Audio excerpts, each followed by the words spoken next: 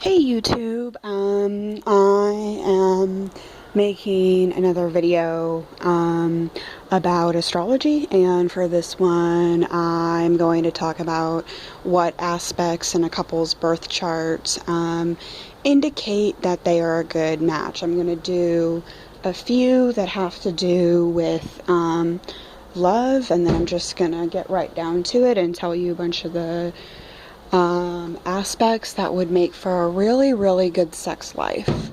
So, I guess the basics for love, if they would make good partners, would be if one's sun is on top of the other person's sun. So that's sun conjuncting sextile or trine the other person's sun. And if their moons are on top of each other, then that's also really good. And because that means that they have a lot together on the emotional level. And a placement like that also means that it's very difficult for this couple to hide secrets from each other. So they're always very honest with each other, and they, always ask the other person, oh, how you're feeling. So that would be really good if the person has the moons right on top of each other. Okay, so now I'm going to get into slightly a different subject. Right now I'm going to talk about what aspects would make really good sex. So here we go. If his Mars is on her Venus, then it's a lot of chemistry. And that's really good for long term because that means that they keep it hot even if they've been married for like 20 years.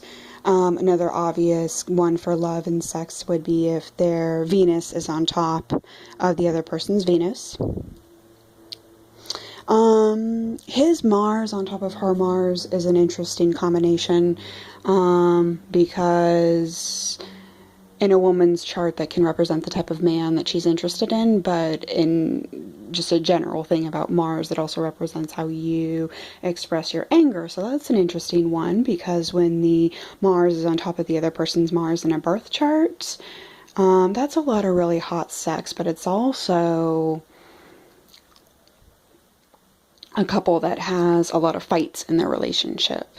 So that's an interesting one.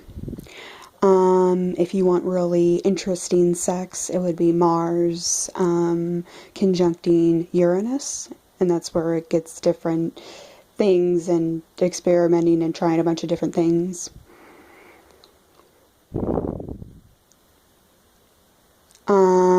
Having Sun on top of Moon is good sex, and it's kind of a dreamy relationship.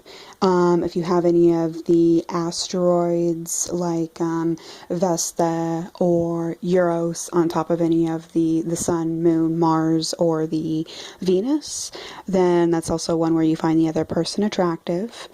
If the other person has any of their planets in your 12th house, which is kind of hard to explain unless you're kind of more advanced in astrology, then you'll know what I'm talking about. Like I dated, okay, for example, I dated a guy that has Mars in the 12th house. So if you place our birth charts on top of each other, his Mars is in my 12th house.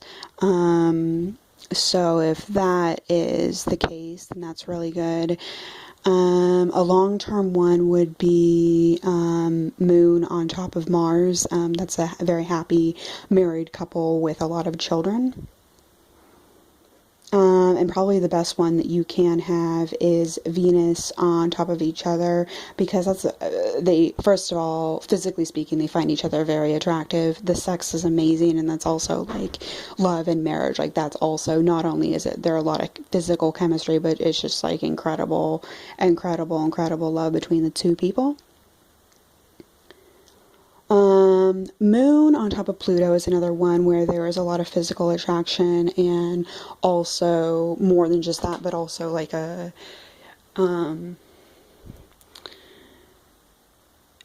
feelings and marriage and true love like that.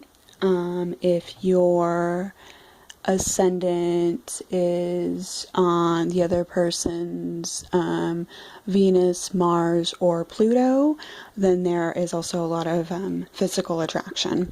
So that's kind of a list that I wrote down, and there's a lot of different combinations there. So yeah, I hope you enjoyed my video. Again, it's about which placements make good relationships and love and attraction.